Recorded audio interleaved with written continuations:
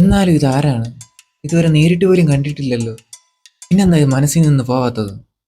വൈകിട്ടൊന്നാകാൻ വേഗം ഞാൻ കാത്തൊന്നു നിൽക്കയാ, വീടൊന്നു കാണാൻ സൂര്യന്റെ ചൂടൊന്നു കൊള്ളുവാൻ എല്ലാരും ഒന്നായി മൂടുന്നു. നേരമായില്ലടാ നീ വരാന്ന് പറഞ്ഞിട്ട്.